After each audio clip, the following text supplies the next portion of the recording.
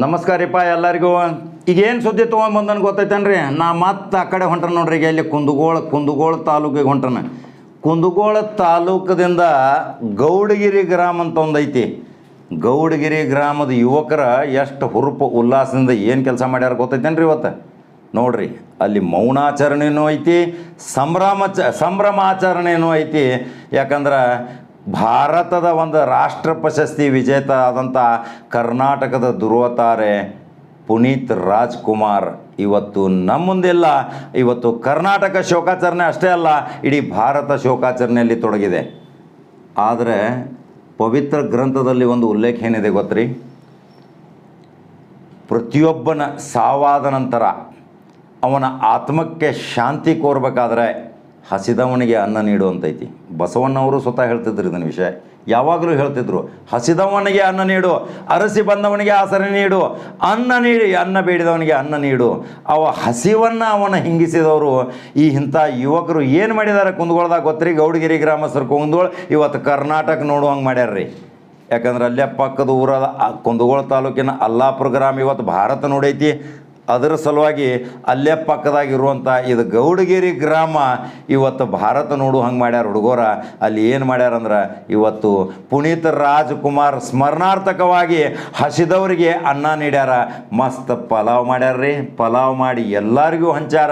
ಬೆಳಿಗ್ಗೆ 7ರಿಂದ ಪಲಾವ್ ಹಂಚಾಕ ಚಾಲೂ ಮಾಡ್ರ, ಸಾಯಂಕಾಲ 7-7:30 ತನಕ ಪಲಾವ್ ಹಂಚಾರ್ರಿ. ಆ ಅನ್ನ ತಿಂದವ್ರು ಏನು ಮಾಡ್ತಾರೆ ಗೊತ್ತೈತೇನ್ರಿ? ಹಸಿದವಂಗೆ ಅನ್ನ ಕೊಟ್ರಪ್ಪ. ಇವತ್ತು ಆ ಪ್ರಸಾದದಿಂದ ಯಾರ ಸ್ಮರಣಾರ್ಥಕವಾಗಿ ಇವತ್ತು ಪ್ರಸಾದ ಕೊಟ್ಟರು ಅವನ ಆತ್ಮಕ್ಕೆ ಶಾಂತಿ ಸಿಗಲಿ, ಸ್ವರ್ಗದಾಗ ನಲಿಯುವಂತಾಗಲಿ ಪುನೀತ್ ರಾಜ್ಕುಮಾರ್ ಅಂತೇಳಿ ಕುಂದಗೋಳ ತಾಲೂಕಿನ ಗೌಡಗಿರಿ ಗ್ರಾಮದ ಹುಡುಗರು ಮಾಡಿದ ನೋಡ್ರಿ. ಎಷ್ಟು ಚಂದ ಡ್ರೆಸ್ ತೋರ್ಸಾಕತ್ತಾನೆ. ಅದರಲ್ಲಿ ಮತ್ತೊಂದು ಏನು ವಿಷಯ ಬರ್ತೈತೆ ಗೊತ್ತೈತೇನ್ರಿ? ಆ ಹುಡುಗರ ಪುನೀತ್ ರಾಜ್ಕುಮಾರ್ ಸಹೋದರ ರಾಘವೇಂದ್ರ ರಾಜ್ಕುಮಾರ್ ಒಂದು ಮಾತು ಹೇಳಿದರು.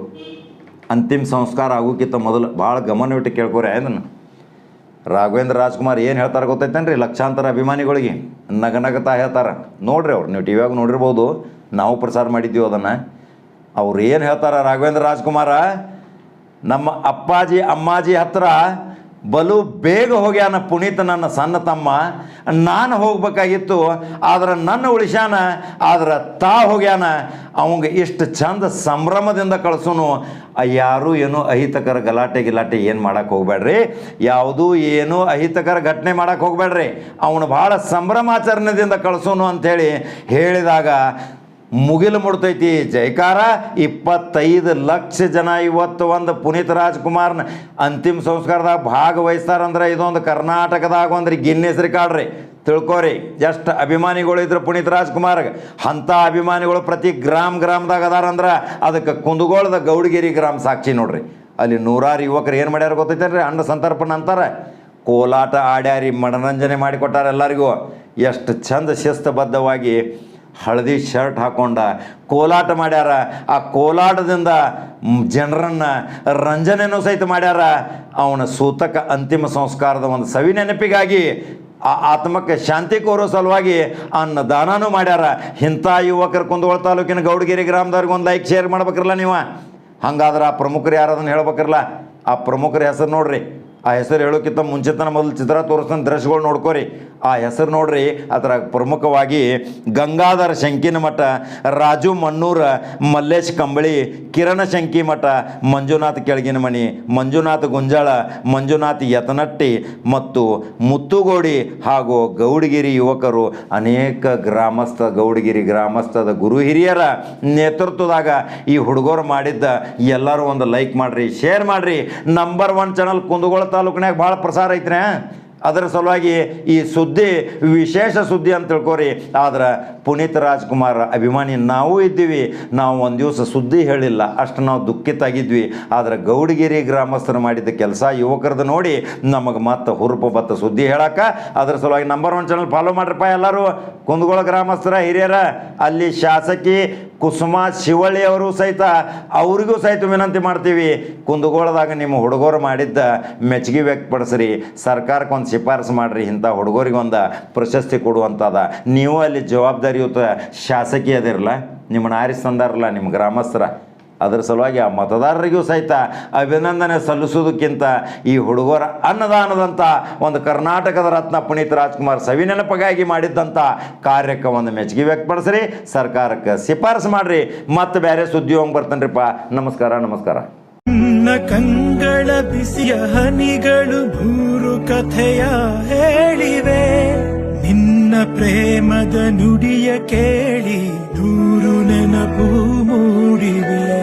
ನಿನ್ನ ಕಂಗಳ ಬಿಸಿಯ ಹನಿಗಳು ನೂರು ಕಥೆಯ ಹೇಳಿವೆ, ನಿನ್ನ ಪ್ರೇಮದ ನುಡಿಯ ಕೇಳಿ ನೂರು ನೆನಪು ಮೂಡಿವೆ. ತಂದೆಯ ಅವ್ರು ಯಾವ್ದನ್ನ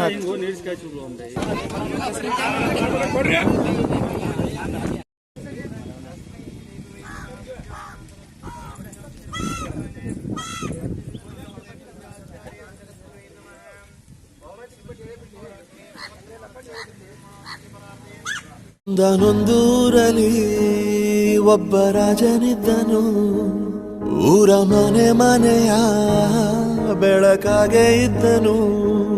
ಜನಕಾಗೆ ಕನಸ ಕೋಟೆ ಕಟ್ಟಿದ,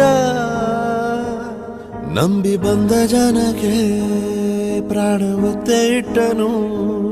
ನಾನು ನನ್ನದೆನ್ನುವ ಆಸೆ ಕಟ್ಟಿಟ್ಟನು,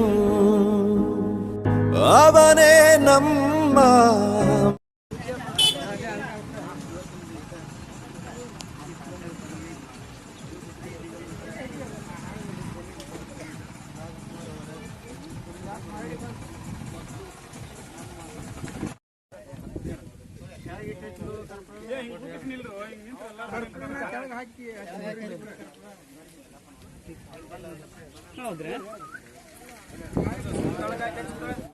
ಆಯ್ತು.